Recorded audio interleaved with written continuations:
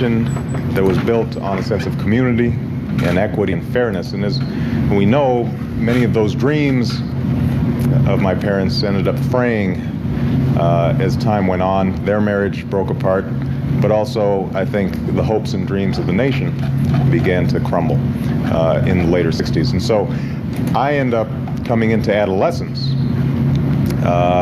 at a time when the tensions between the races, even in a place like Hawaii, are becoming more pronounced, and sort of the identity politics that is so pronounced today was already starting to come to the fore. So the section that I'm going to read for you right now takes place during my adolescence. And I'm a very angry man, young man, at the time that this passage takes place. Partly because my father is absent, partly because I'm trying to struggle with what does it mean exactly to be a black man in America, partly because I'm sufficiently isolated in Hawaii without a large African-American community, without father figures around that might guide me and steer my anger. What I end up relying on are the images and stereotypes that are coming through the media. And I'm having to patch together and piece together exactly what it means for me to be both African and an American. So the passage that I'm going to read right now takes place right after a party. And what's happened is that typically when I went to parties in high school, oftentimes there were 3 or 4 black people in a room of 300. So finally, a black friend of mine and myself decided to invite some white friends to a black party out in an army base, out in Schofield Barracks, one of the major army bases in Hawaii. And we immediately sensed that they're a little uncomfortable being in this minority situation. They're sort of trying to tap their foot to the beat. They're being extraordinarily friendly. And after a while, they decide, after about half an hour, they say, well, Barack, let's get going. We're feeling kind of tired. We're feeling this or that. And suddenly, this sense that what I have had to put up with every day of my life is something that they find so objectionable that they can't even put up with it for a day. And these are good friends of mine and folks who had stood by me for many years. Something is triggered in my head, and I suddenly start seeing, as I say in this passage, a new map of the world. A couple of other notes of explanation. As I work through this anger, this sense of betrayal, I've discovered that I'm feeling that same sense of betrayal from my family. It all starts coming together. And some of the characters in the book, there will be Gramps, in this passage rather. Gramps is my grandfather. Toot is my grandmother. That's short for Tutu, which in Hawaii means grandmother. At the time when I was born, she decided she was too young to be called Granny, or Grams, so we called her Toot. And the passage finally ends with me having a conversation with a close friend of my maternal grandfather, a close friend of Gramps, a black man from Kansas named Frank, actually at the time a fairly well-known poet named Frank Marshall Davis, who had moved to Hawaii and lived there. And so I have a discussion with him about the kinds of frustrations I'm having, and he sort of schools me on that I should get used to these frustrations. So let me dig in.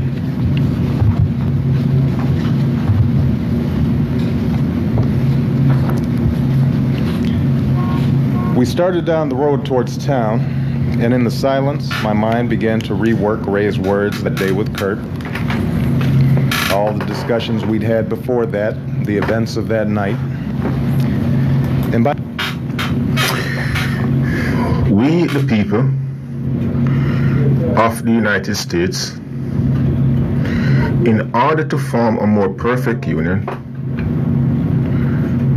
establish justice, ensure domestic tranquility, provide for the common defense, promote the general welfare, and secure the blessings of liberty to ourselves and our prosperity, do ordain and establish this Constitution for the United States of America.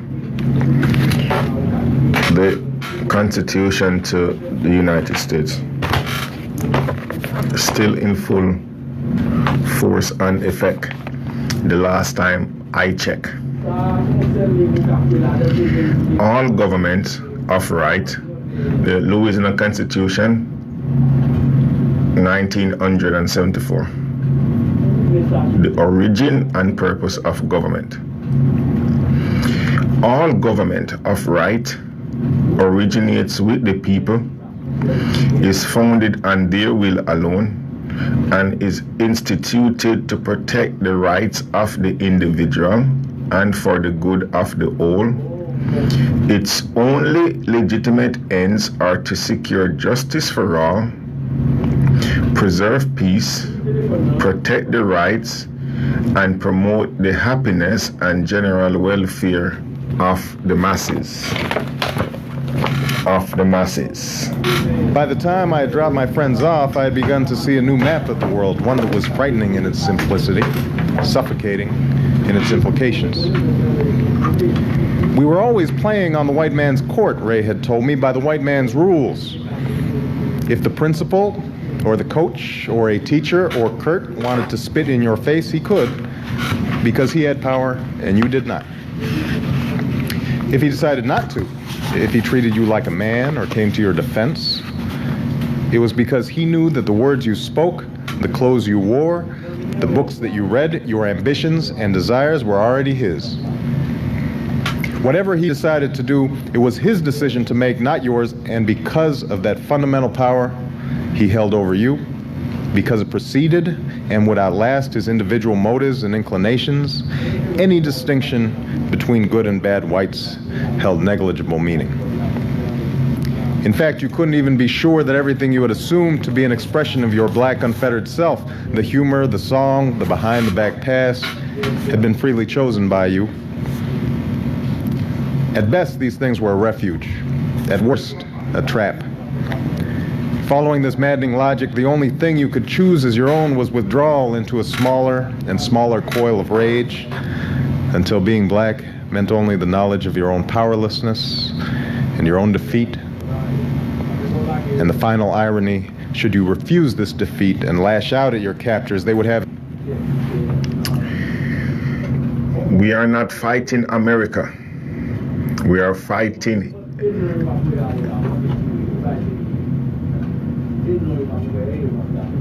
We are not fighting America. We are fighting hypocrisy. We are fighting lies.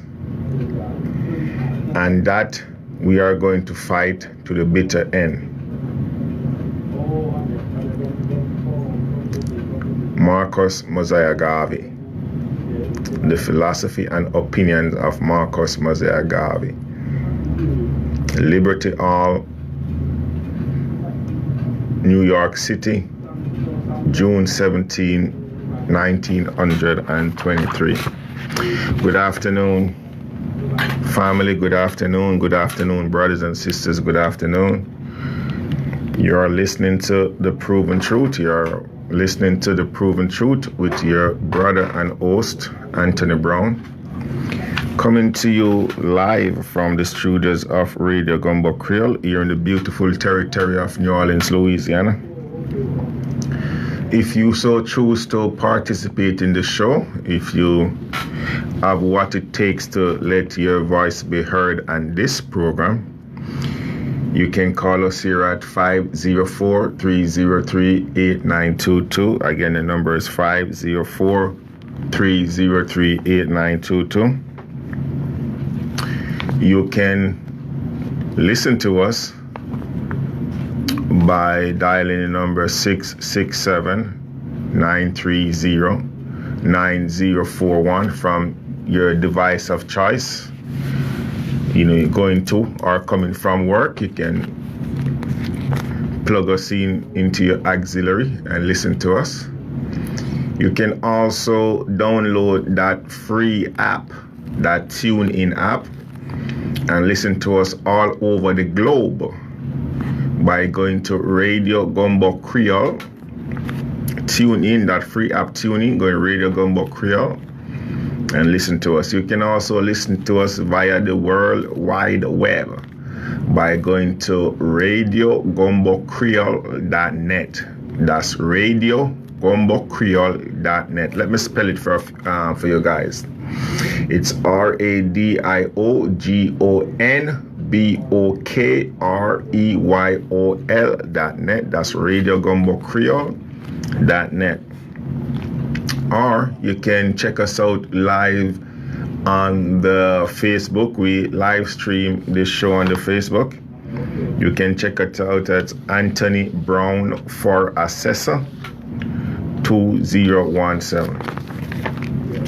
Family, we have a lot to talk about today. A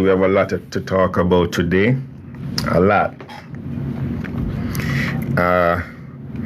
One of the topics, one of the things we're going to talk about is there is this article in the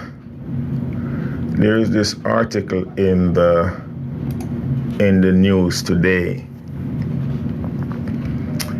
It's about let's see if we can find it. It's about look, here in the territory of New Orleans, Louisiana, there is this social event, right? There's this social society. They call it the Zulu Club, right? The Zulu Club.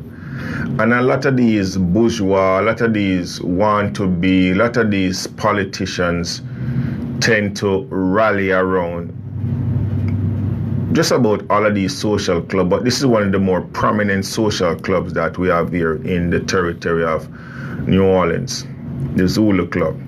You can find, look, every single politician, you know what I mean, black, white, pink, yellow, purple, gray, young, black, old, whatever, you know, because again, it's if you understand the concept, a lot of these politicians here in the territory of Louisiana, they like to rub shoulder with other elitists, and they like to feel like they are important, or they like to feel like they are doing something. They like to feel like, you know, they can brush shoulder with people of prominence, either other political figures or other social figures, right? Doesn't matter. They like to surround themselves with that. They live in a bubble. For the most part, they live in a bubble. These want to be friends. These kiss-ass politicians here, they live in a bubble. So they surround themselves with these social figures or with these social clubs, right? A matter of fact, we have one ex-president of this Zulu Club that actually sits right now on the New Orleans City Council by the name of Jay Banks. Now, he claims to be a black man. He don't have a clue what black is. He claims to be working on behalf of the people of that political subdivision, that political district. He don't have a clue what it is. Just like all of them family, what they do is they go around and they do this photo op type of thing, you know. And then there is those among us who like to, you know, be around these people as well, not because these people are good, have good intention, or these people are morally good or righteous, no, but just because these people have a position or a little status in life, or because these people are, the bottom are politicians, you know. So here it is in the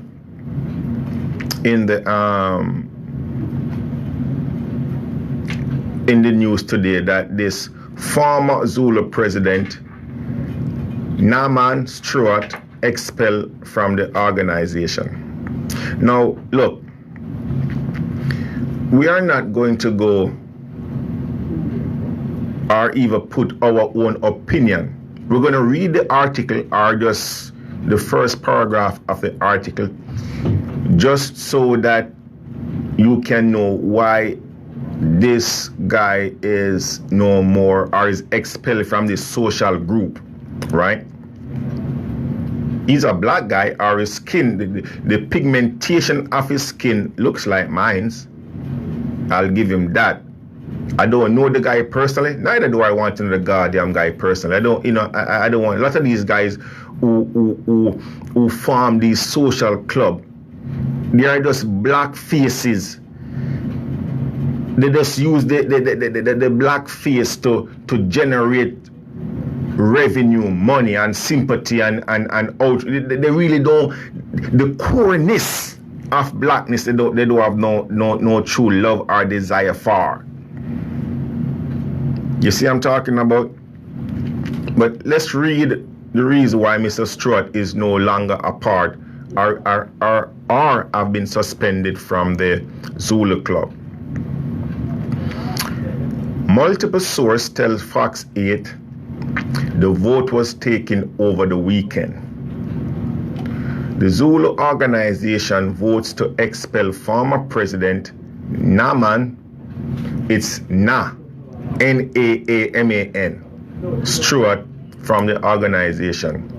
Stewart was placed on 5 years suspension after being removed as king late last year due to an allegation of malfeasance and sexual harassment. Former Zulu employee Jamal Herbert filed a civil suit saying he refused to let her leave a bathroom in 2015 until she showed her breasts and had sex with him. Court filing found Herbert says Zulu members tried to intimidate her not to report Stewart's conduct. Look, we're gonna stop it right there, family. Now, we believe,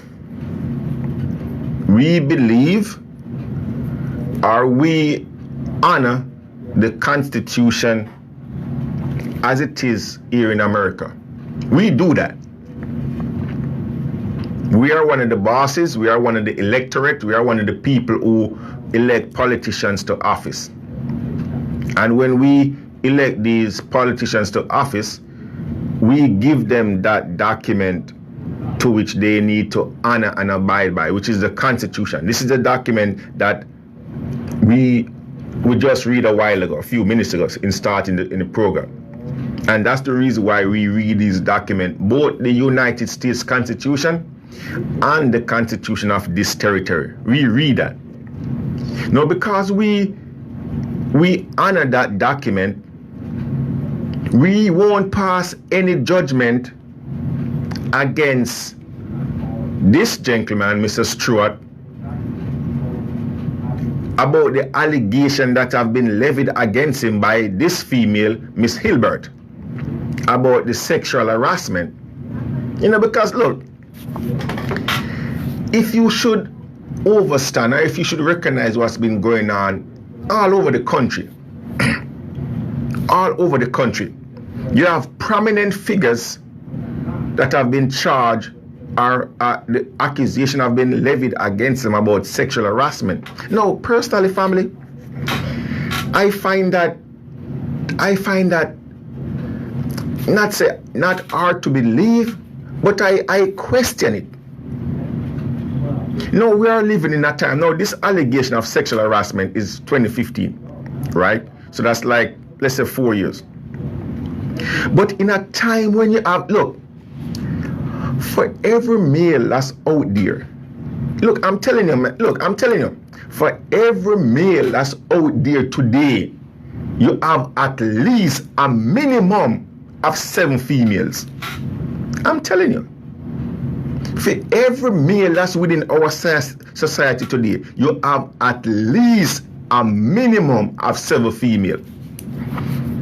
So I could have seven wives or 7 girlfriends. Look, I'm a minimum. So I ask myself, why would a guy choose to assault or rape a female? Why? Right now, look, again, we're not talking about this allegation against Mr. Stewart. We don't really care about that because he's assumed to be innocent of all this allegation or charges, to which a lot of people don't take that into consideration. There's an allegation out there that, hey, look, Anthony robbed a bank. And all they have to say is Anthony robbed a bank. And then you have people out there will take it like it is the gospel. Oh yeah, Anthony robbed a bank. You know, hear what happened? What happened? The boy Anthony robbed a bank, you know. What do you mean Anthony robbed a bank? What type of arbitration did it went through? What type of proof is there that Anthony actually robbed a bank? So the allegation is levied, and out in the public eyes, out in the public realm, out in the media, they convict you and execute you and everything already without you going through that due process of law. We don't do that here in the Proven Truth family. We don't do that. I don't care how much we hate these bastards. I don't care how much we hate these so-called black men and black women in powers, both in political power and in social arena. We don't do that. We adhere to the principle that every man is innocent until proven guilty in a court of law. Yes, there is a allegation or a low-hanging fruit over his head, but so what? The guy is professing his innocence. No. We may mention of it because it's something out there in the news cycle. So we may mention of it. We may mention of it because here again, this is another this organization, the Zulu Club of New Orleans, is another so-called black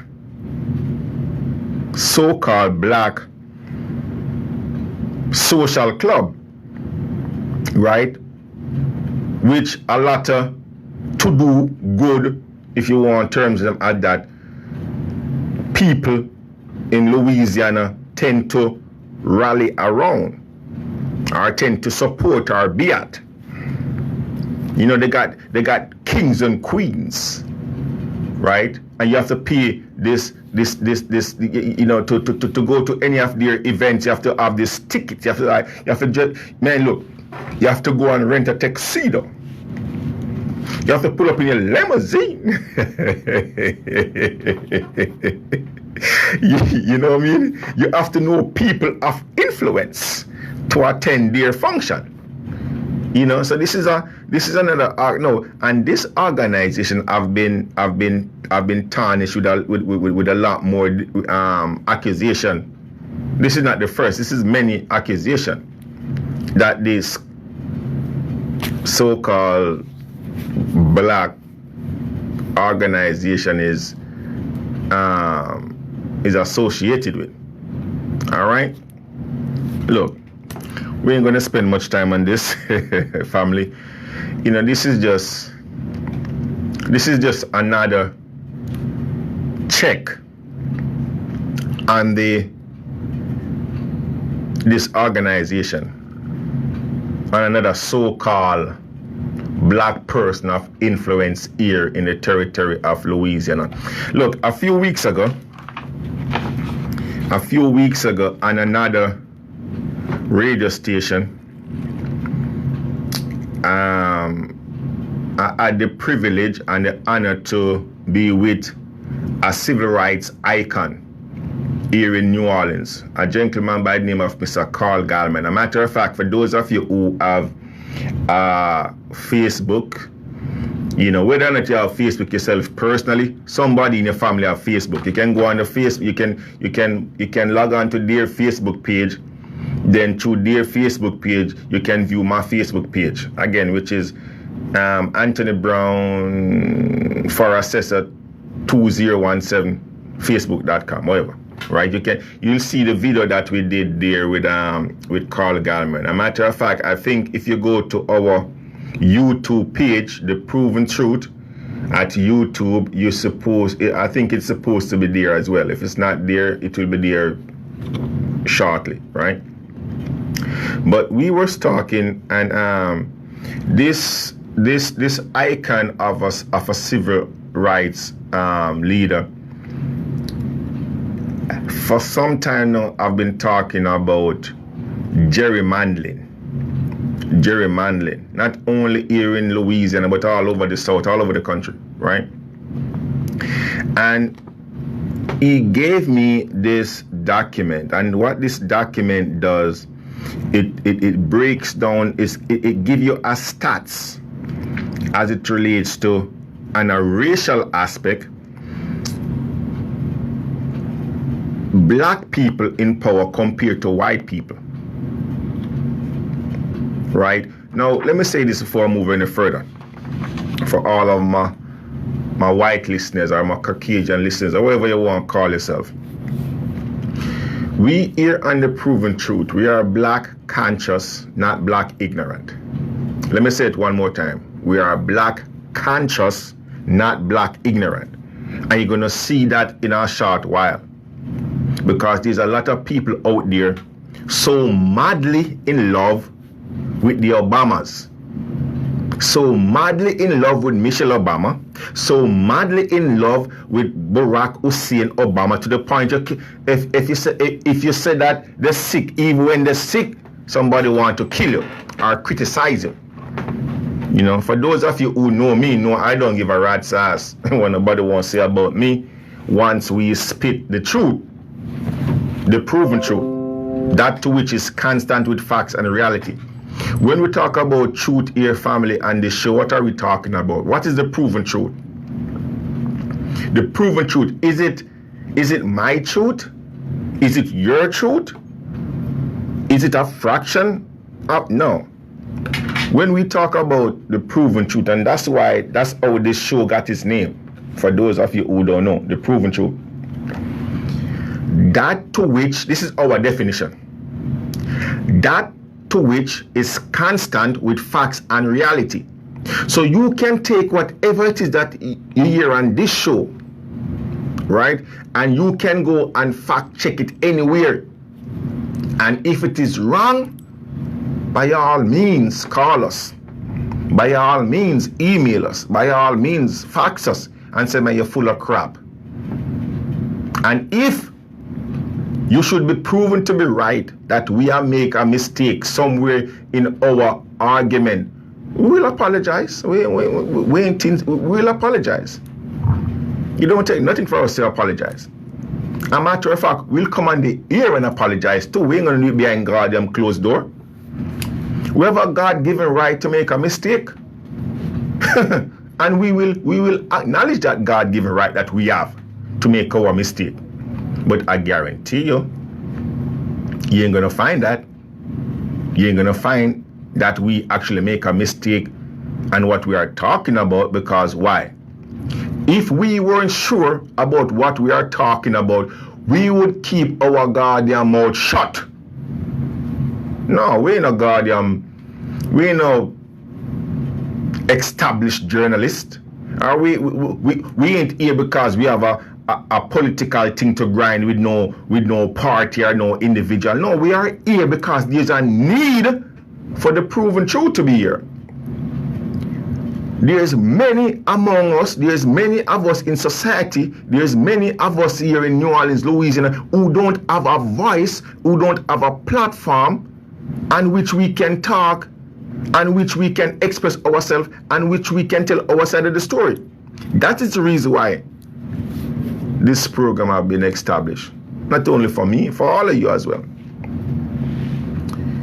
Here it is, Mr. Carl Gallman break down to us the stats as it relates to the percentage, white versus black, the amount of black representative we have here in Louisiana compared to whites. And for those of you who watched that program or heard that program, again, it's there on the social media sites. You can go and check it out for yourself. We outlined to him, we like, look, this is it. Even though we have the stats showing us, for argument's sake, in the United States Senate, we have 2 representatives there from the territory of Louisiana. 2 Caucasian guys, 2 white guys, no blacks. In the Congress, United States Congress, we got 6 seats. As a matter of fact, we got 7 seats. 6 of those seats are controlled by Caucasian guys or white guys, 1 black. The Louisiana Supreme Court sits, we have 7 seats on that. 1 of that seat is black, 6 white. Now, let me stick a pin right there at the Louisiana Supreme Court. The only black person on the Louisiana Supreme Court is a so-called black female. And she is the so-called Chief Justice. What's her name? Bernadette Johnson, whatever you want to call her. Now, I said it earlier. We here on the Proven Truth, we are black conscious, not black ignorant. And as we told to Mr. Carl Gallman, look, yes, there is no disputing the fact that these numbers are staggering, right? Or that there is a these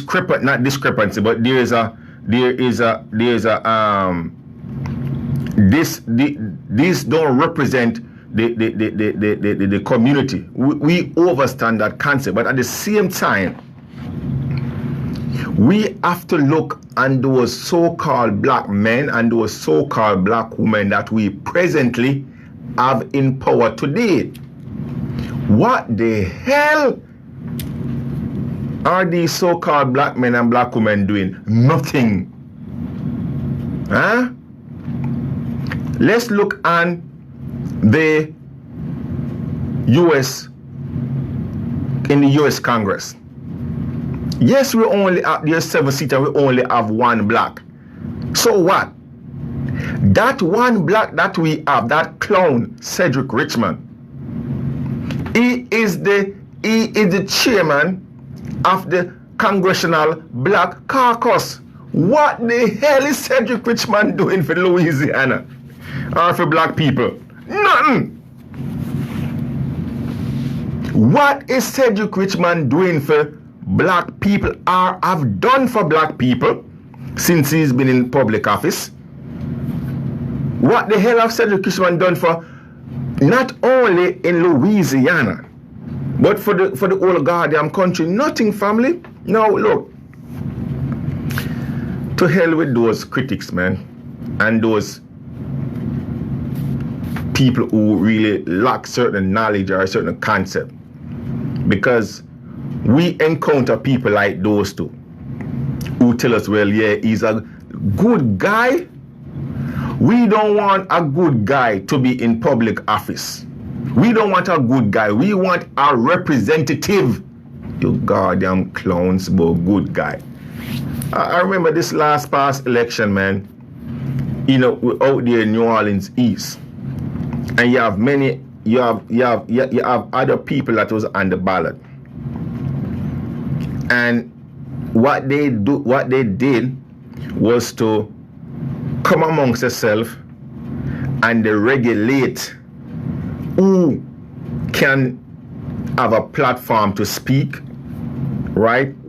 I remember Cedric Richmond came to New Orleans and he went down there to this uptown establishment, called all of his foot soldiers. from the judicial branch, from the executive branch, from the legislative branch. We were out there. We ain't asking nothing. We are testifying here. There was a cover charge to go inside here. Now, why the hell would you have a cover charge to go say your elected official speak? What did he tell his foot soldiers? Look, go out and spread the word. Go out and ensure that I'm re-elected to public office. That was his word, verbatim. Right? That was his words, verbatim. Yeah, black people telling about, oh yeah, well he did for Xavier or for Dillard. Look, it's one big boys club.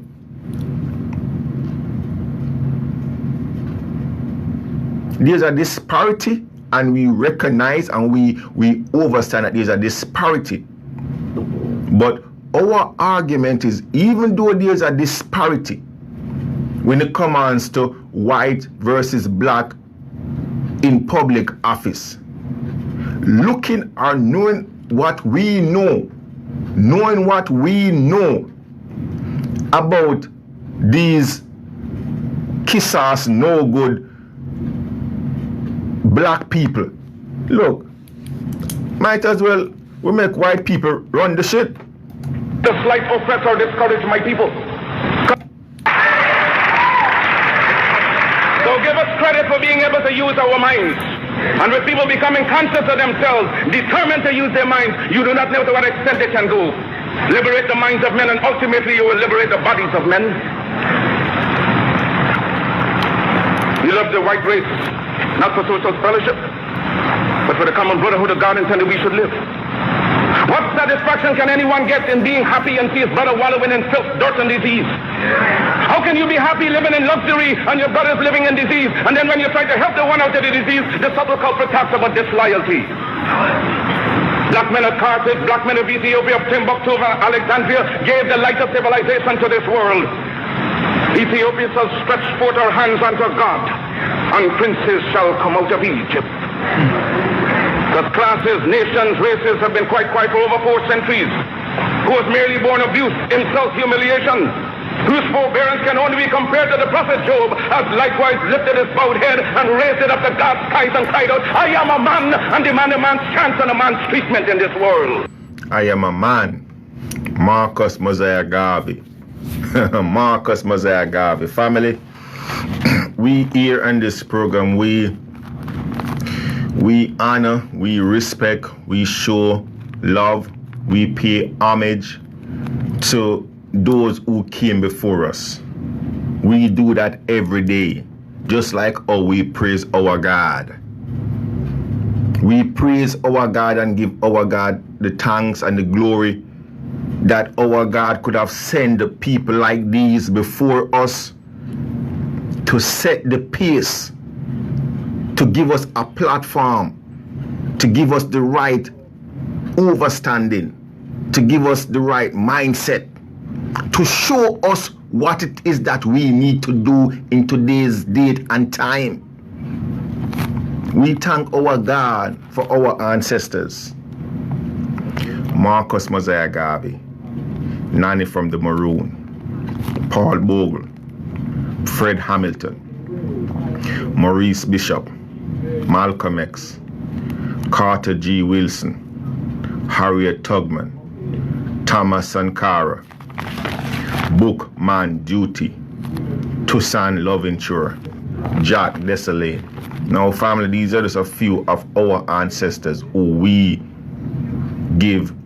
pay homage to, who we talk about, who we keep. These are just a few who we choose to keep their names on the tip of our tongues, so that maybe future generation will know these ancestors and the great works that they have done. The history books don't do a lot of these ancestors justice. But we are not going to sit by the wayside and fold our arms and tumble our fingers and be mute and wait for the history books to give honor to our ancestors. No, we are here to do that, and that's what we are doing. Marcus Garvey talk about the cub in the fold. He was talking about me, Anthony Brown. Many years ago, he was talking about me. They asked him, when Marcus Garvey is long gone, what next? He said there's more cubs in the fold. He was talking about me, my brothers and sisters. Yes, he was. Because of his input, his insight, his struggle. Look, I'm just taking up the banner and moving forward. Let's talk about going on right now, family. Here in, I think it's still, today is what? Today is Monday. Every year, they got this function here in New Orleans, Louisiana. They call it Essence Fest. What they call it? Essence Fest. Where you have these so-called prominent people, you know, political and socially prominent people who come here and they gallivant and they hold certain, you know, they hold certain, and media people too. They hold certain function, and they go up on the stage and they talk about their experience and they talk about their input into society, right? And you know, it's just one whole big joke in my opinion. But you got this thing called Essence Fest. Every year they do it, generate billions of dollars. Look, the only good thing about Essence Fest, well, two good things about Essence Fest. Let me tell you the only two good things about Essence Fest. You know, because before I was seriously in a relationship. Look, the only good thing, no, two good things about Essence Fest. Look, I ain't gonna lie to you. Look, Essence Fest bring out some beautiful black female. Look, Essence Fest bring out some beautiful female. I ain't gonna lie to you, man.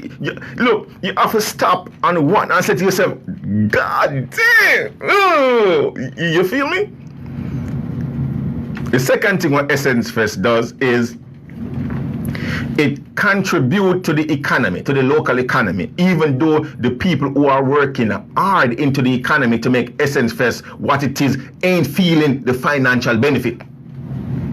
You understand me? Essence Fest bring millions of dollars here. But the people who are actually working in the hotels, the restaurants, the taxi drivers, the engine of Essence Fest ain't getting jack shit. I see you have that clown Lataya Cancelosa. Look, let me tell you something. Anyway, this I noticed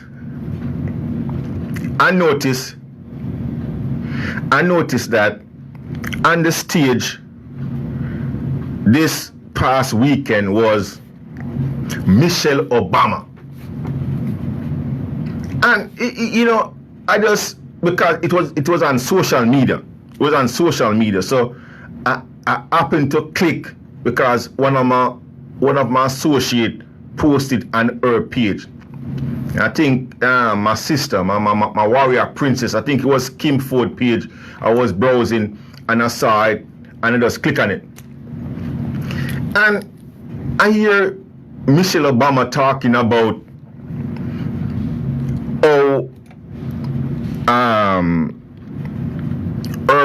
her hubby,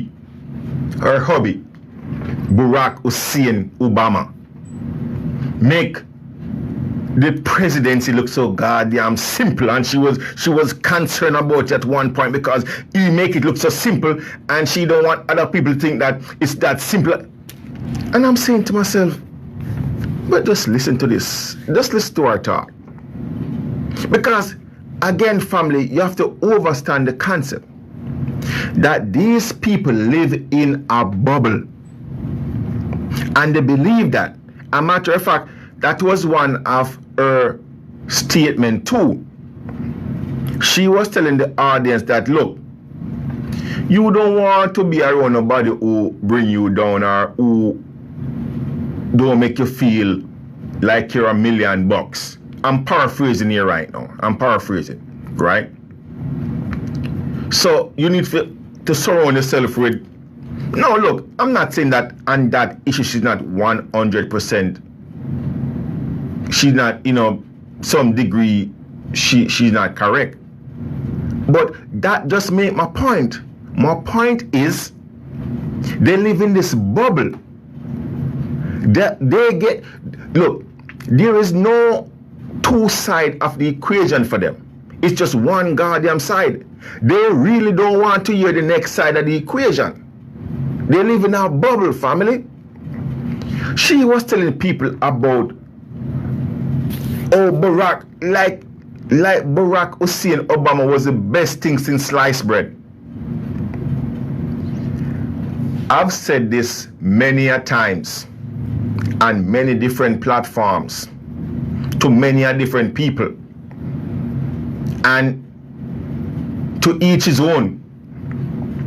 Barack Hussein Obama, the first so-called black man that sit in the White House, the 44th president of these United States of these Americas, didn't do shit for the black community, is the worst president this country have ever had. Full stop, period, go no further. We're gonna go back and continue and play this clip some more, because there's a point I want to make. And for a lot of people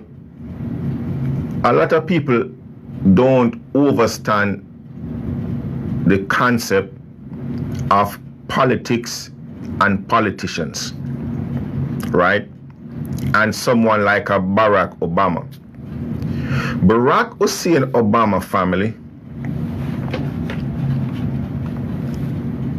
even though the pigmentation of his skin may be dark or chocolate or brown, whatever you want to call it, he didn't identify, or he still don't identify with the black community. Even when he left and went into Africa, into Kenya, to visit his bloodline, his daddy's side of the family, there is nothing there that Barack Hussein Obama saw that he could have identified with.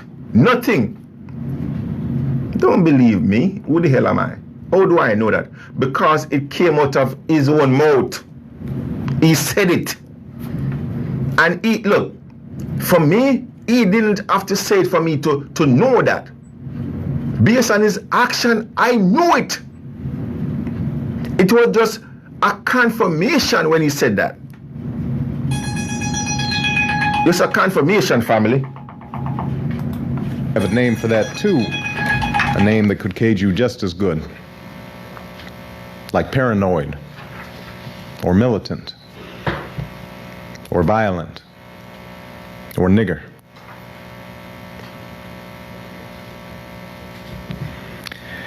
Over the next few months, I looked to corroborate this nightmare vision of mine. I gathered up books from the library, Baldwin, Ellison, Hughes, Wright, Dubois.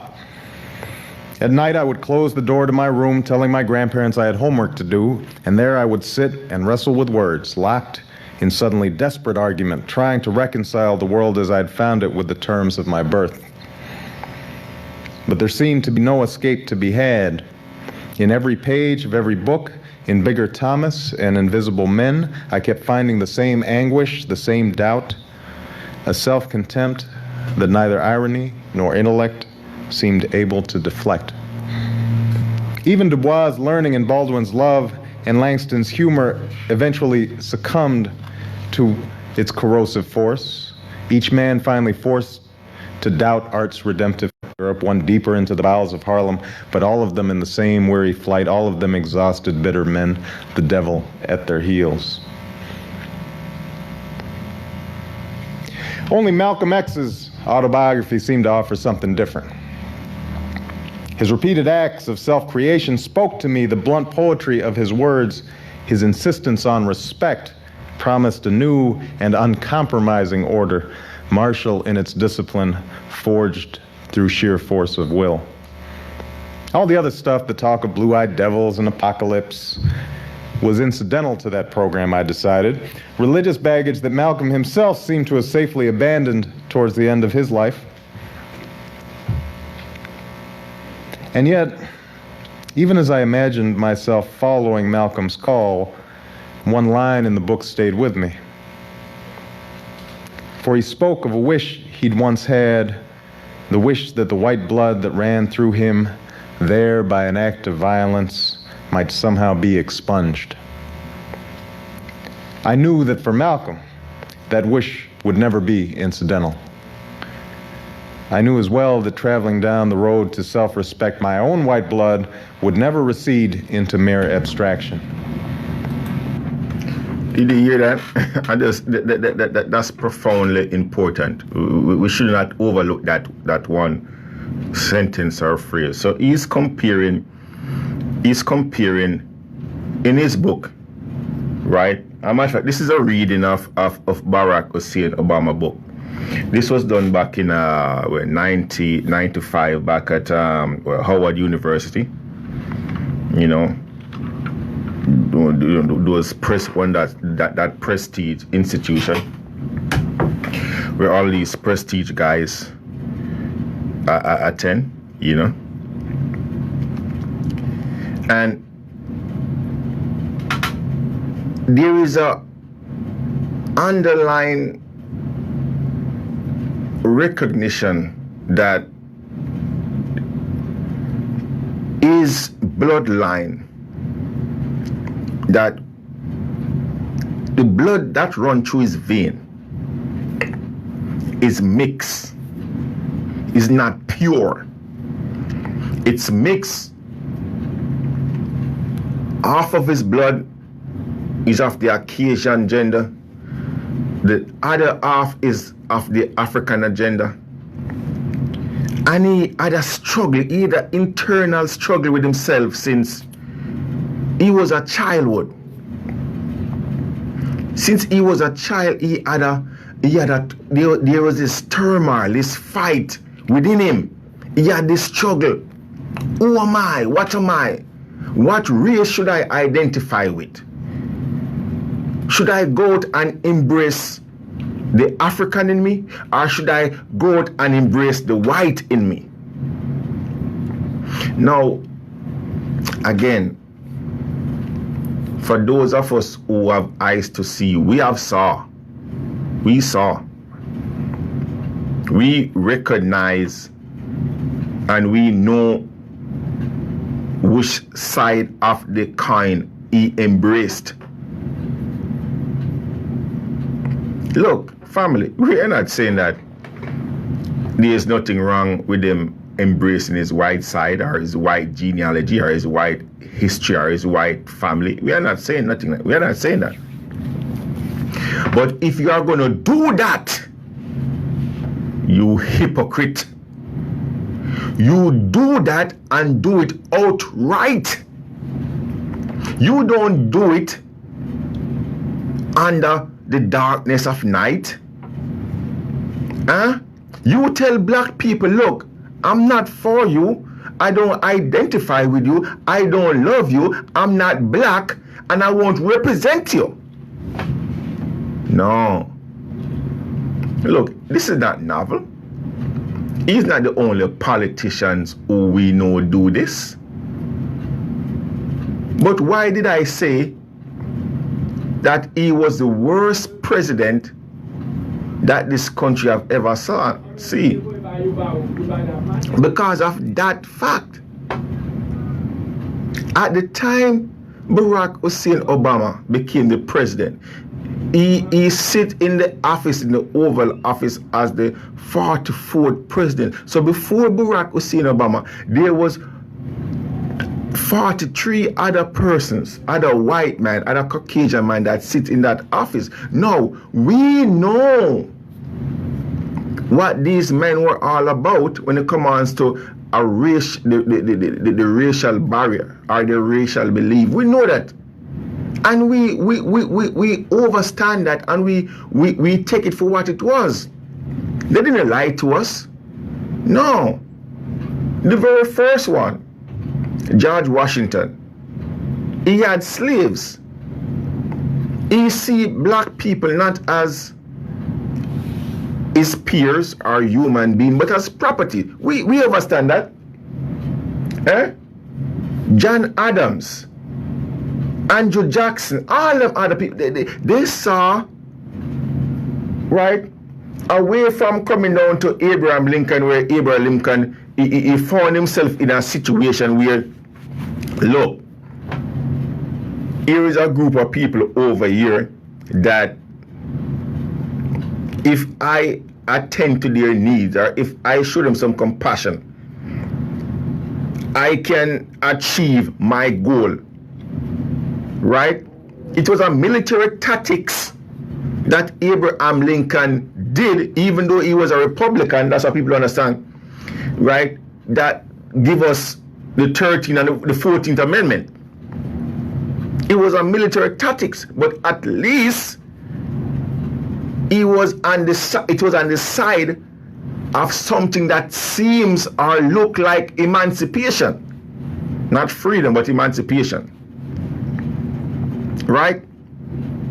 So all of these other guys, other agenda, all of these other presidents came in the White House saying to themselves that, look, black people ain't equal. We came in the White House with some type of unequal balance, so to speak. But here it is. Barack Hussein Obama coming to black people of America with his black skin. People around the world. Let me tell you something, family. You got people in people all over the world. People in the Caribbean was making song. People was treating Barack Hussein Obama like he was a goddamn Messiah coming to save us all. Barack Hussein Obama did jack for the black people of America. There is not one legislative act or executive act. There is nothing that black people can say, yes, it was done. When the question was posed to this clown, his argument was he didn't want to do nothing to seem like he was taking side. I'm paraphrasing here now. He didn't want to do nothing to see like he was curry favoring to black people. What? He went in, he did for the gays LGBT community.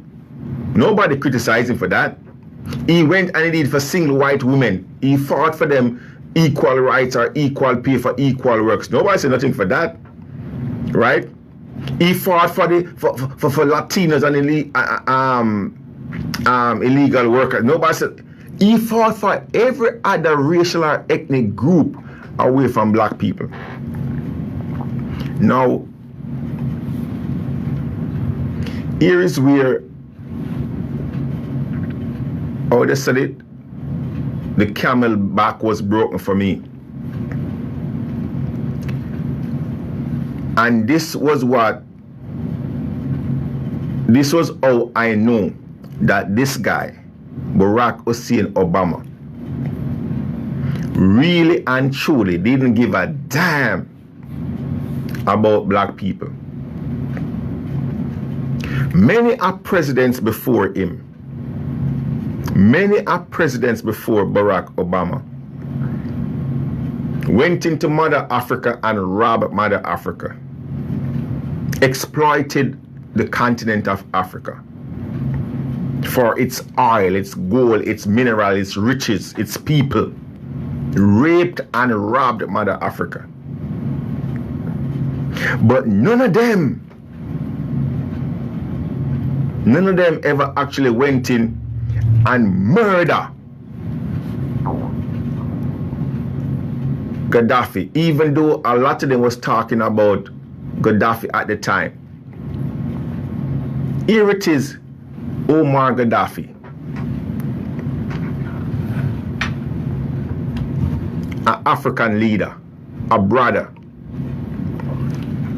someone who truly served the will of the people who put him into power, even though it was done by a coup. Here it is that this brother took the resources of Africa to benefit the people of Libya. Here it is that, look, just think about this for a second, family. Right here in New Orleans, Louisiana, we have problem getting waters through our Guardian pipes.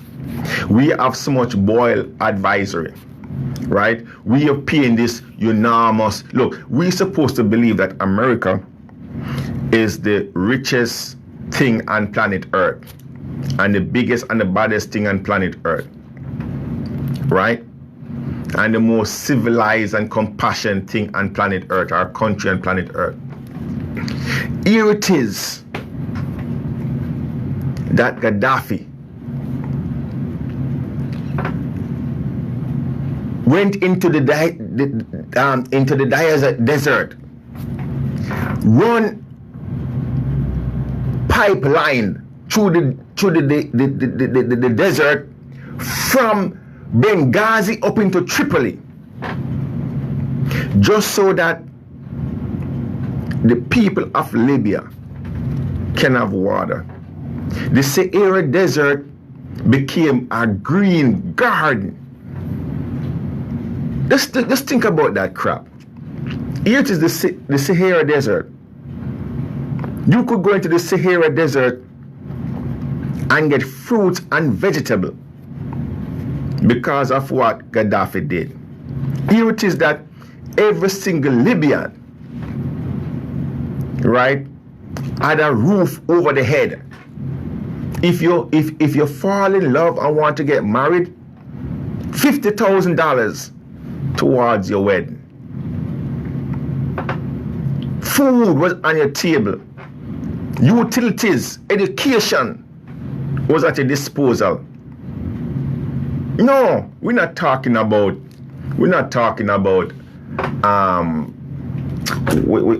any type of handout or any type of socialist type of community or country. No, that wasn't what was going on in Libya. What was going on in Libya? There is natural resources, still is today. Natural resources within Libya, right, that Omar Gaddafi utilized to benefit because it generates billions of dollars. And who is the rightful owner of the natural resources? The people. The people.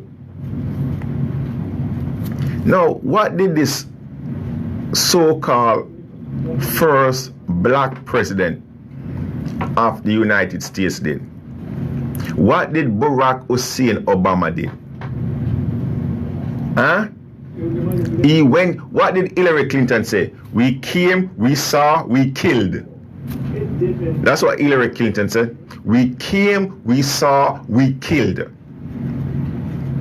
Hillary Clinton was his Secretary of State, appointed by him after she lost the election to him. Again, we came, we saw, we killed.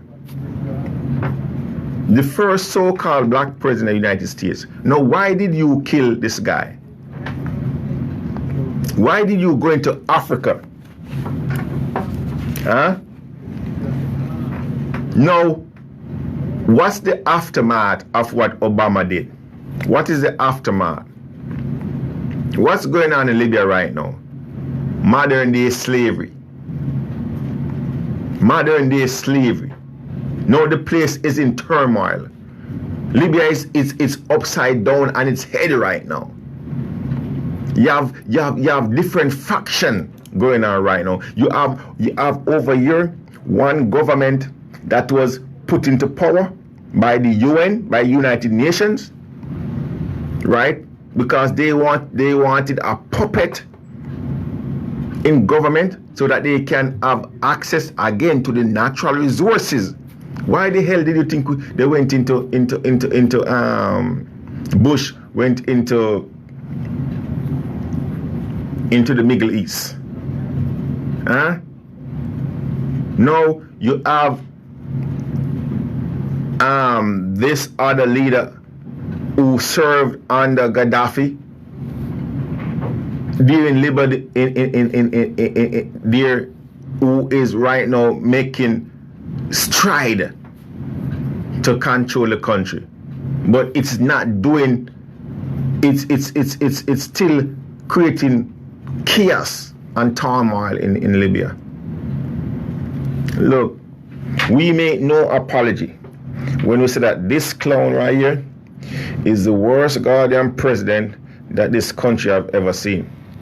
So I was left to wonder what else I would be severing if and when I left my mother and my grandparents at some uncharted border.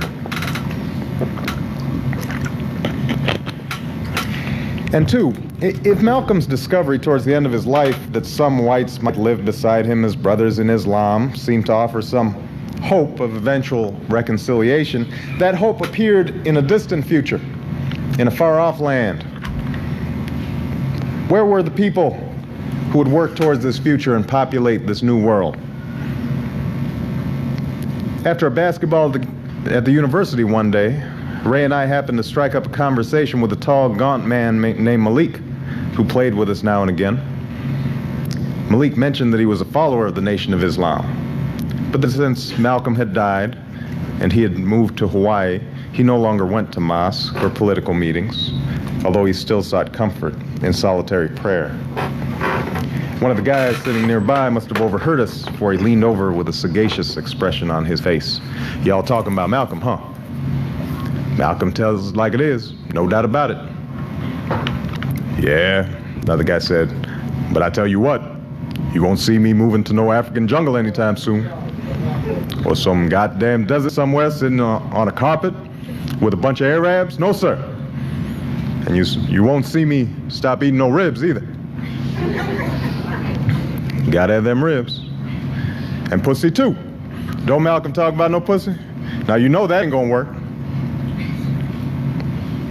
I noticed Ray laughing and looked at him sternly.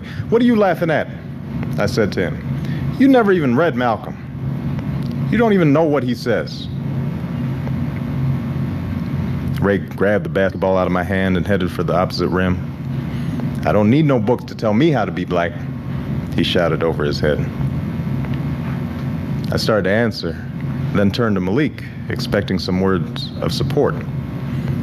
But the Muslim said nothing, his bony face set in a faraway smile.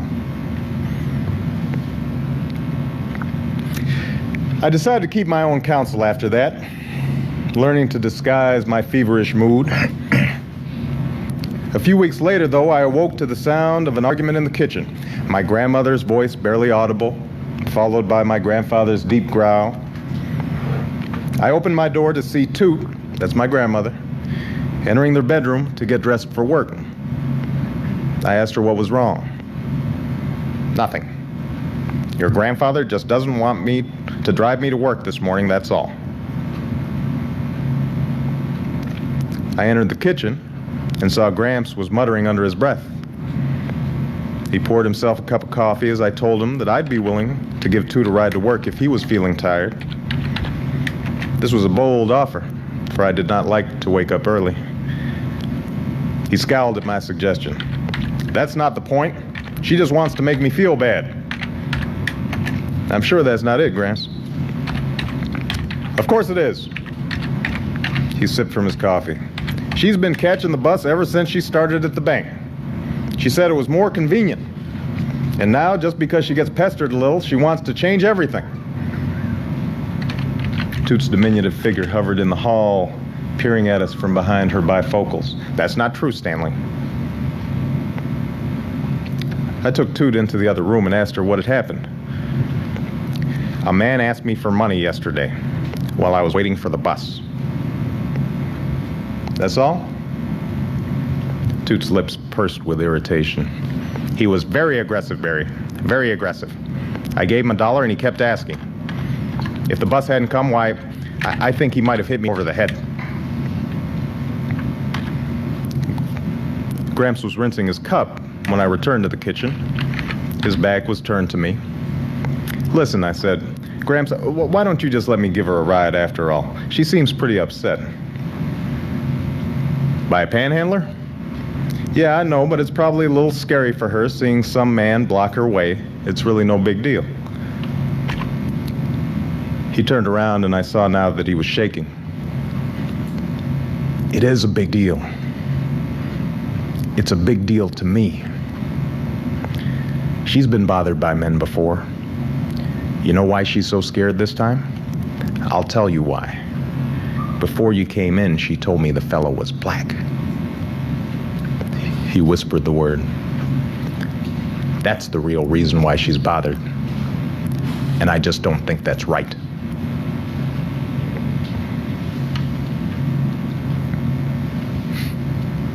His words were like a fist in my stomach, and I wobbled to regain my composure.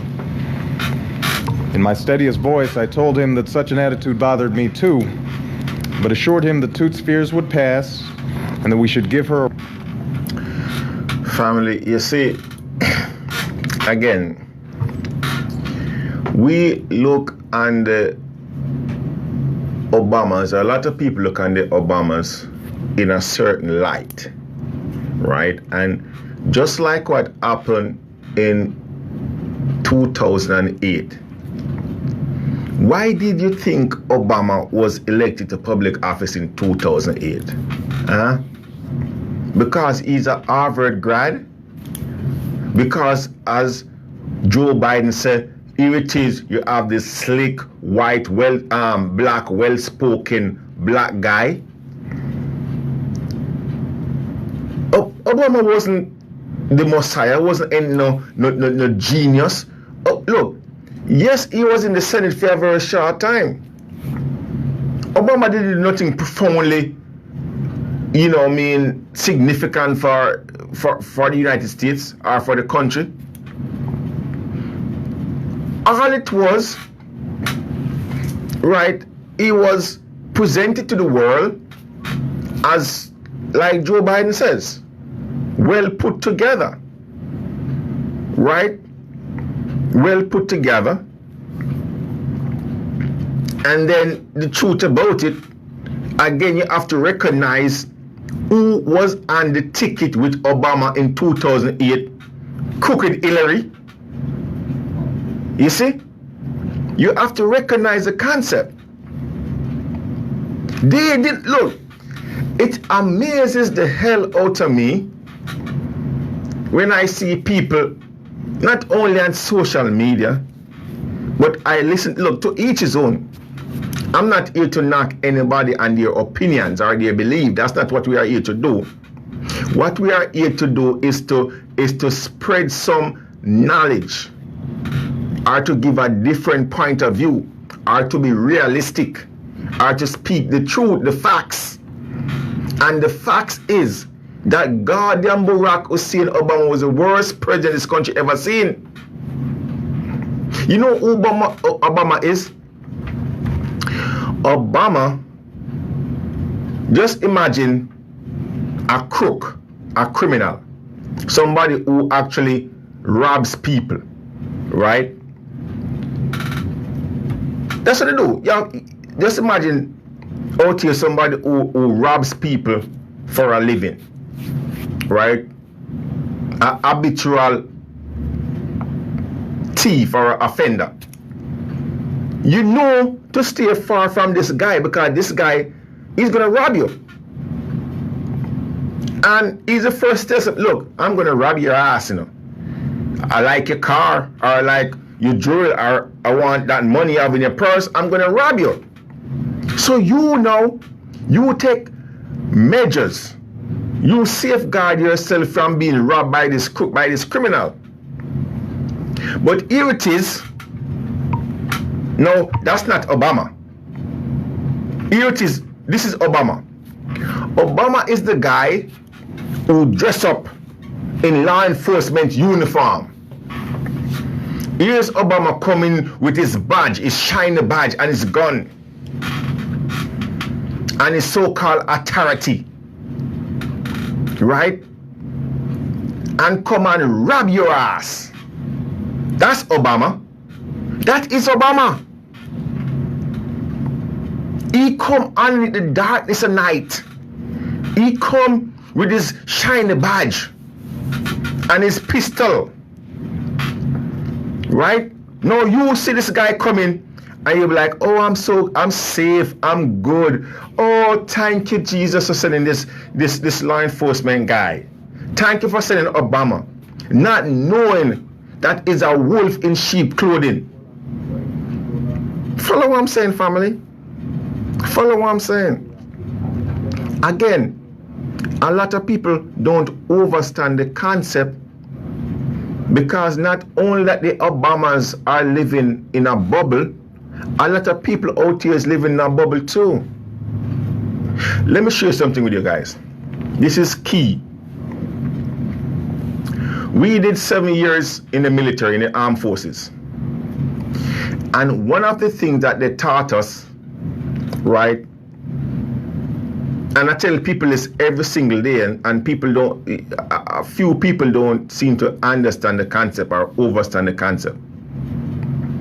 You see these police departments, these people you call in law enforcement, these policy enforcers, like here in New Orleans you got NOPD, police. These people, they are not trained. They are not trained. They are not properly trained to use force. The trigger happy, let them a trigger happy guys who used to get them ass kicked when they was in high school and primary school. Some of them still getting them ass kicked right now by their wives and girlfriends. But in the military, in the armed forces, we are taught to kill people. We are actually taught close quarter combat. They train us. Look, in the armed forces, our main purpose is to get close to your enemy, know your enemy objective, know things about, gather intel about your enemy and kill his ass. That's what they teach us in the army, to kill people, to kill the enemy, to utilize military tactics to kill. They teach us that. They teach me that. These people out here, we call police, they're supposed to be peace officers. Peace officers. They call them police. They're supposed to be peace officers. They're supposed to be going out there and preventing things from happening.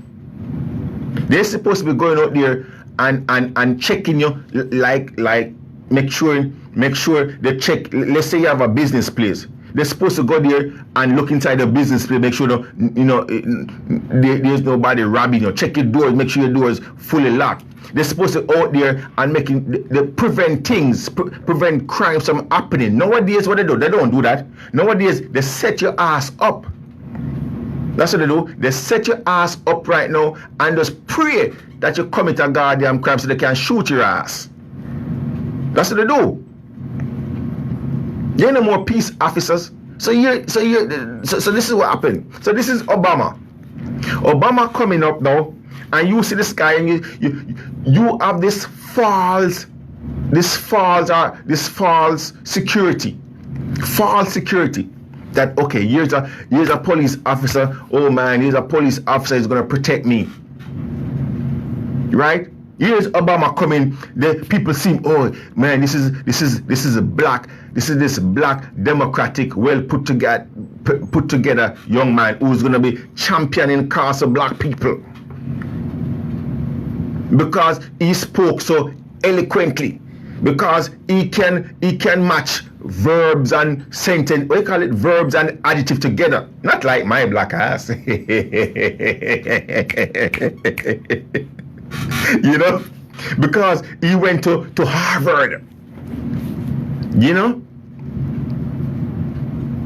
look, you ever listen to Obama giving a speech? You have to ask yourself, God damn, was he born to do that shit? And then you have the time when him get Afro spiritual. Obama have a time when he get Afro spiritual. You think he's a goddamn pastor? Yeah, I'm telling you, people fall in love with him because of his mannerism. Because of his mannerism, because of the way he speak. Oh man, he's a well-spoken man. Look, here is Obama, dressed up in his uniform with that badge and that gun, and tricking people. That's why people voted for his ass. Look, they live in this bubble family. Look, I couldn't believe. Look, the reason why we are talking about it right now, man, I'm telling you, for those of you who just joined the program and miss it, here in New Orleans, we got this thing going on, Essence Fest, right? Somebody invite Michelle Obama to come and speak here at Essence Fest. And to Michelle Obama, she's telling the people, oh well, man, look, we did so much. We did so much for people. We did so much in the black community. We did so much in America. And Barack make it so easy. I don't want people to think that it's I don't want people to think that it's really that easy. Not because Obama make it so easy. Make what easy? What did Obama make easy? Look, Obama did jack shit for people. More so black people in America. Did nothing.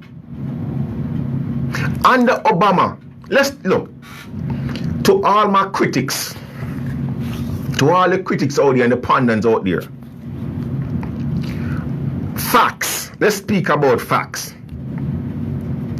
Under Obama, what was the GPD? What was the gross domestic product?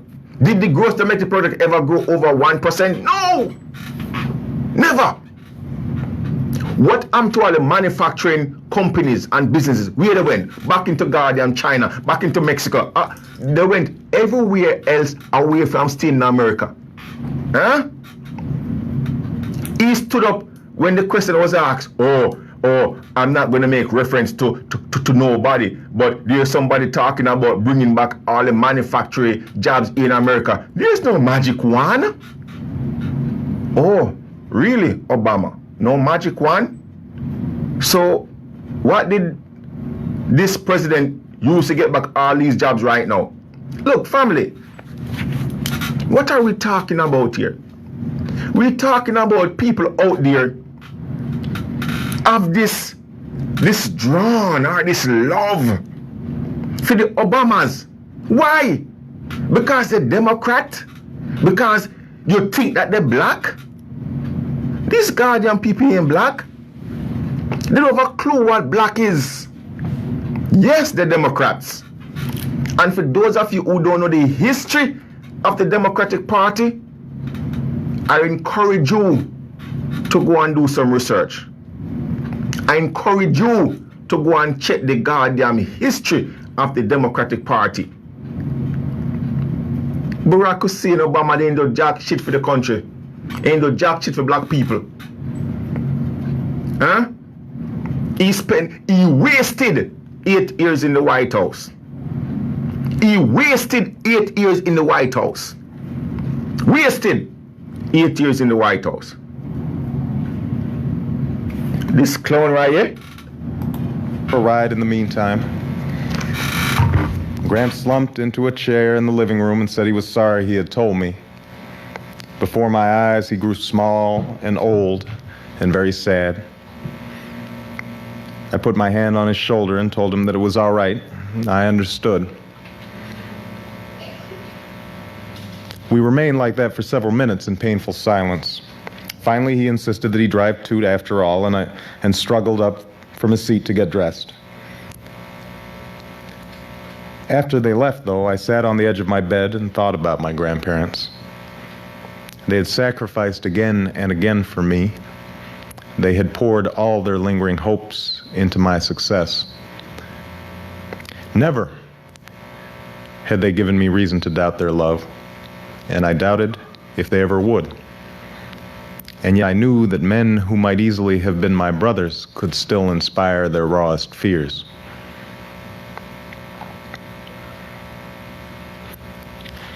That night, I drove into Waikiki, past the bright-lit hotels and down towards the Alawai Canal.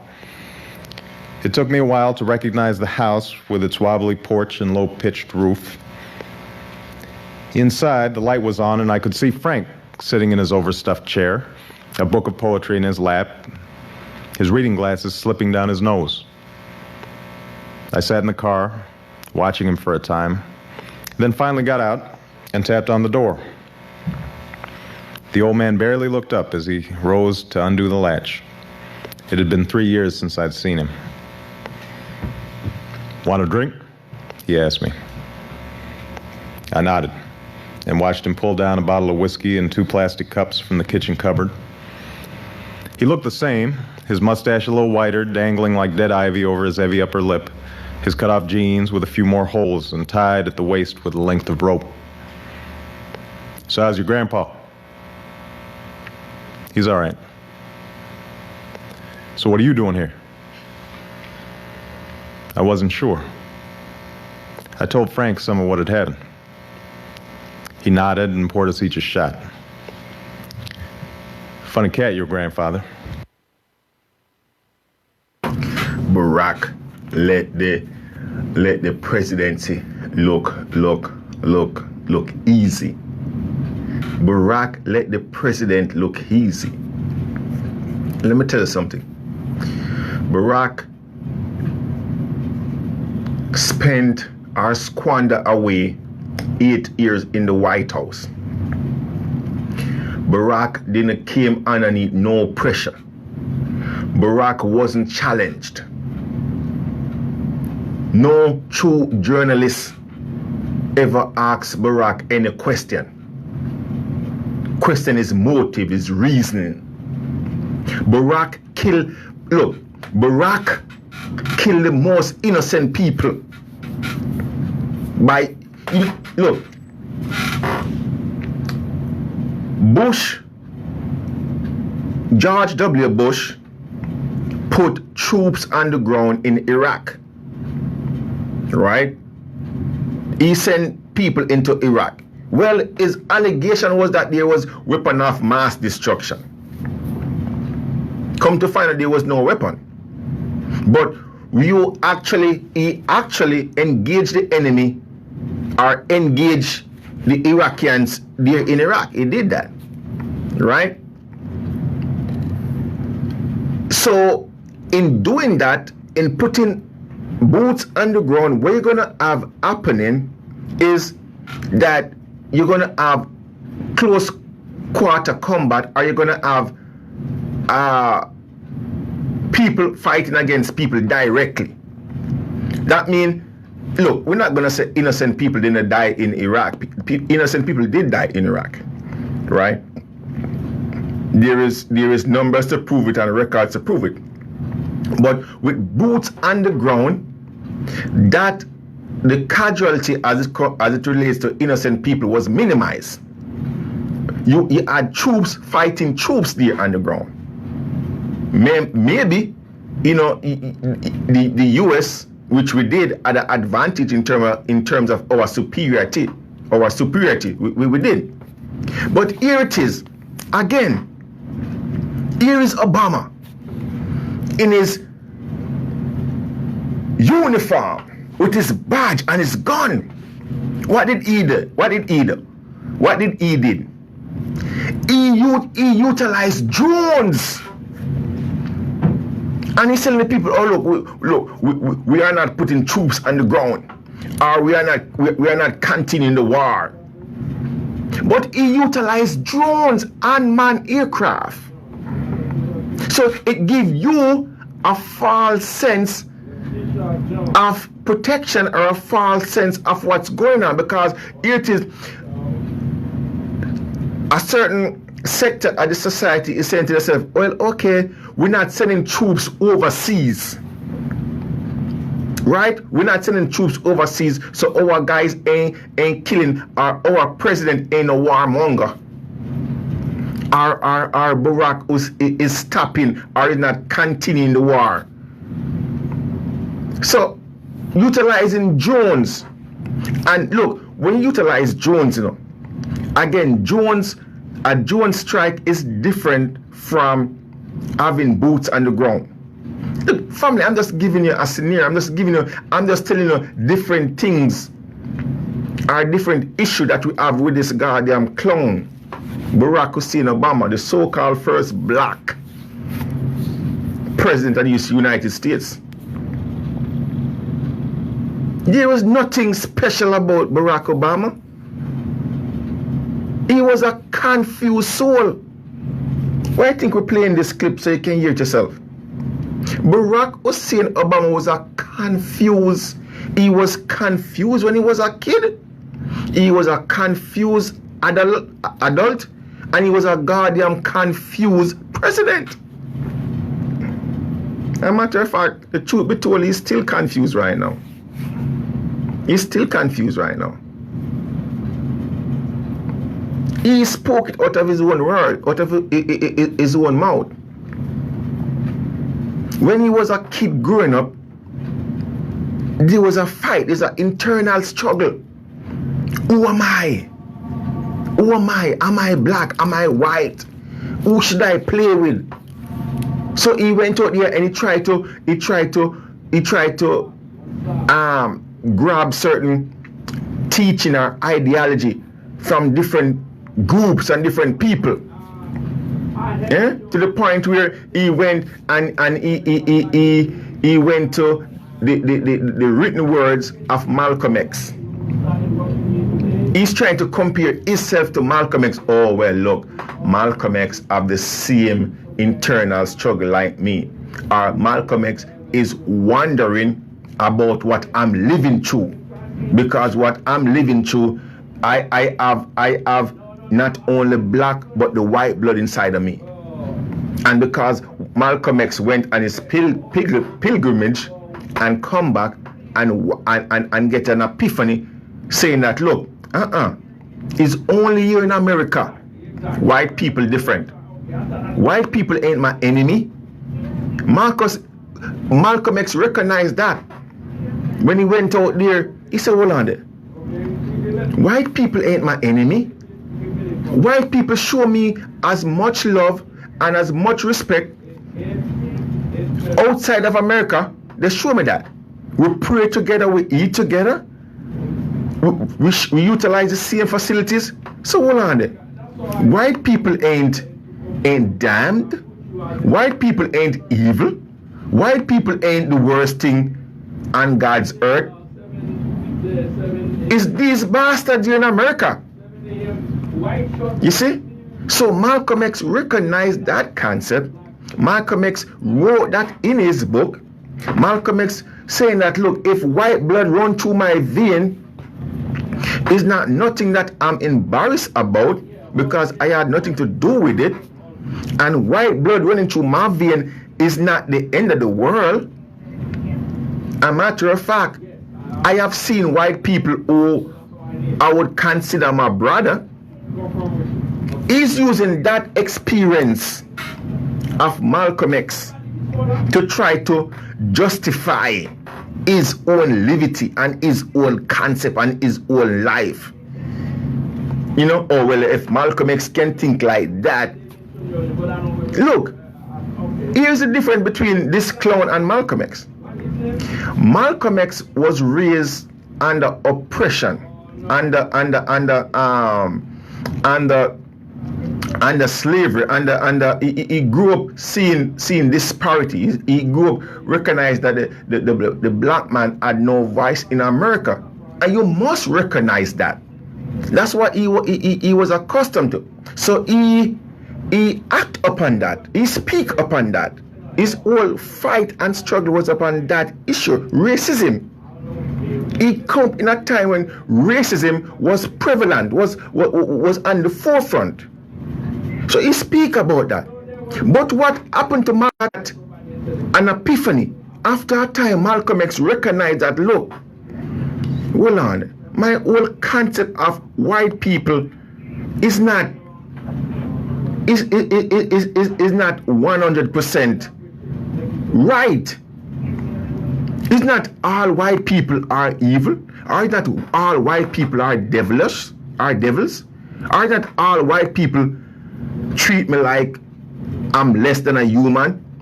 He recognized that through his pilgrimage. And there was a difference in Malcolm X after he came back. There was a difference. You could see it in his you could hear it in his speech, you could see it in his action. There was actually a difference, because Malcolm X went and he see Caucasian people, Caucasian men, Caucasian women treating him like a human being. And he was like, oh, so here it is, I'm rubbing shoulder to shoulder with this white man here in another country or here in another part of the world. But at the same time, if I was in America, I couldn't be rubbing shoulder to shoulder with this. So Malcolm X had an epiphany. He recognized there was a outburst of knowledge, and he acted upon it, and rightfully so. And he took the right action. He made the right statement. But here it is, you have this so-called black president trying to compare himself with Malcolm X or justify his own struggle. Two totally different people. Barack Hussein Obama went into Kenya, went into Africa. So Malcolm X did his pilgrimage, and he found love, he found compassion, he changes his thought, his ideology about white people. Here's Barack Hussein Obama taking a similar pilgrimage. What did he found? Nothing. He found nothing. There is nothing that he saw in Africa that he could have identified with. He saw nothing. When he went to his bloodline, when he went to his dad's family, his own family, there is nothing. He said it. There is nothing that I could have identified with them with. Just imagine that. And he came back here with no different concept or ideology or changing of the mind or the heart. So his pilgrimage was totally the opposite of Malcolm X. How dare you categorize yourself or try to associate yourself with somebody like Malcolm X, your goddamn clown. What get to me, people, is people who out there who idolize the Obamas. Like the Obamas was God sent to this country. Or the Obamas did anything so profoundly. Look, let me tell you something, man. Obama was in office for a short time, and they gave him the They gave him the what do you call it? The Peace Award. They gave him that.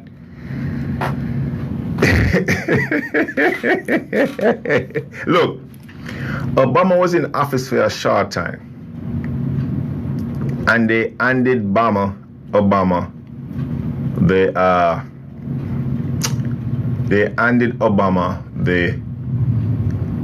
what do you call that thing again, man? The peace, the whatever you call it. What is this? Is this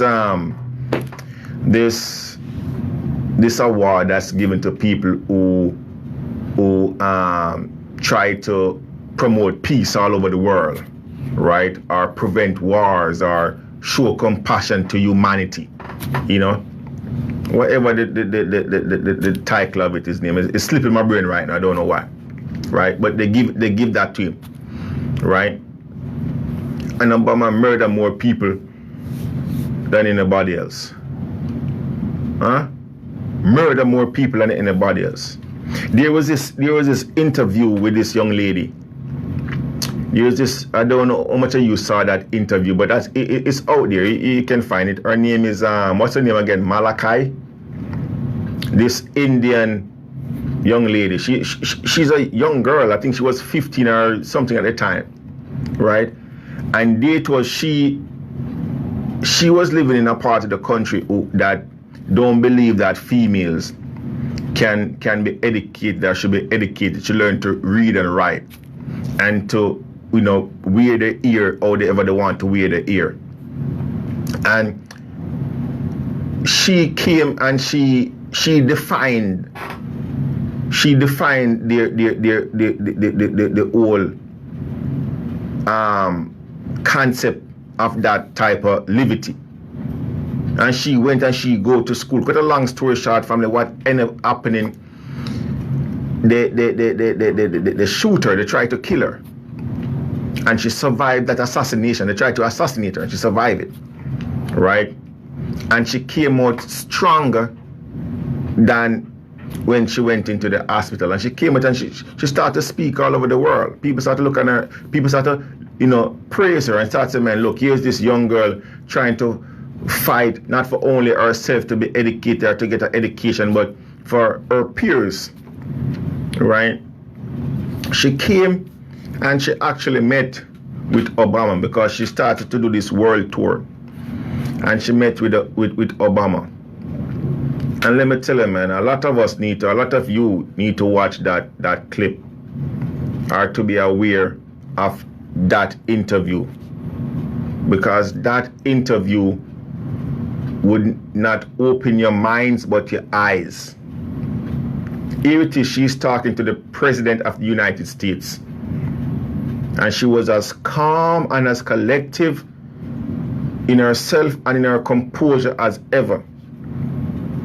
And she gave him his due respect at the time, being the President of the United States. She gave him his due respect.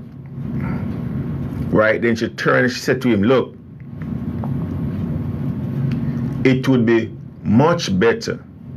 I would love it very much if you can stop killing innocent man, woman, and child.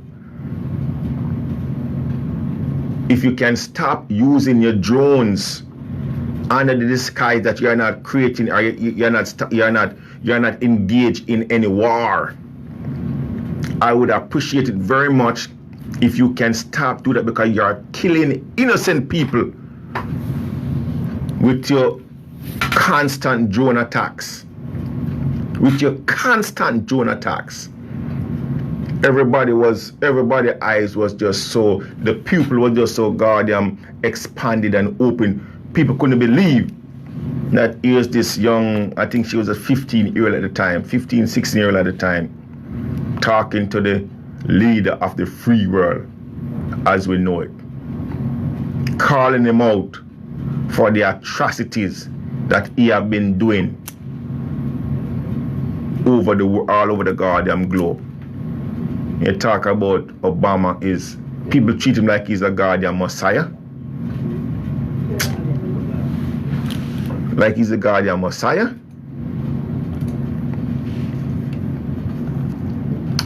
Family. Look, we appreciate you guys tuning in. We appreciate you guys spending some time with us. You know, we appreciate that. We really do. We really do. But before we leave, look, there's something else. There's something else I want to touch on real quick before we end this program. I've been look, again, I really don't care about criticism myself. You know, to me that don't move the needle for me. But I've been criticized by a few, or I've been called out by a few about bringing too much pressure onto LaToya Cantrell, or you know, that I'm talking negative about her, or that. Look, I really don't listen to people when they talk to me about politicians, because the difference between me and the critics, I know that I'm the boss, and I recognize that. I'm one of the electorate. I'm one of the people who put these individuals into public office, and I'm going to stay on their ass, right? I'm going to stay on their ass. Here in my hands is my copy of a book, and one of the issues that they was talking about was the fact that, I don't know how much of you actually know or remember, but for those of you who don't, here it is again, this another so-called black leader, and another so-called black female, another so-called black politician, and the first, just like Obama was the first so-called black leader and a Democrat to sit in the White House, here we have the first so-called black female to sit in City Hall as the CEO/mayor of this municipal corporation. She went and she apologized to the Italian community for 11 Italian. Now, you notice I give you a figure. What did I say? 11 Italian. So we know the amount. We have a numeric amount of people who was lynched. 11 Italians that was lynched. Right? Now, she went and she apologized to the Italian community about that. Right? She give them some type of plaque or some type of accreditation, right? And an apology. The first so-called black female that sits as mayor. So we call her out on it. We call her out on the fact that why would you do such a thing? No, we are not endorsing violence or crime, but what we are saying, during that same period of time, when those 11, again, listen to me carefully, 11 Italians were being lynched, hundreds of black people were being lynched at the same goddamn time. So what's the difference between these 11 over here? No. Why? Because I guarantee you, mark my words, family, when it comes time for her to be re-elected or to run for office again, which she's going to do it, look where the money going to be coming from. Huh? A matter of fact, I guarantee you, it may not be now, but in the near future, I guarantee you're going to be some type of relationship between the city of New Orleans and the Italian consulate or the Italian government. They're going to be doing some type of trade or something. I guarantee you, they pay our ass. Now, what we did, we went out and we contacted the Equal Justice Initiative, because this is a group of people who they do some in-depth research into lynching all over America, right? And we get with the latest copy. We got the latest copy of the book that's out right now, and the title of the book is Lynching in America: Confronting the Legacy of Racial Terror. This is the 3rd edition, as a matter of fact. This is the 3rd edition. There's 2 more editions out there, but this one is impact. This one is impact or compact. You know, this one it contains a lot of information. And let me tell you, look, you just open the first page, and I'm going to show you something, family. You open the first page, and you will see a picture of what was going on in the late 1800s, early to mid 1900s, right? There's a sign, or there's some, you know, or you would have the flag of the United States or of any other country, you know, hanging from your window or from your porch or so.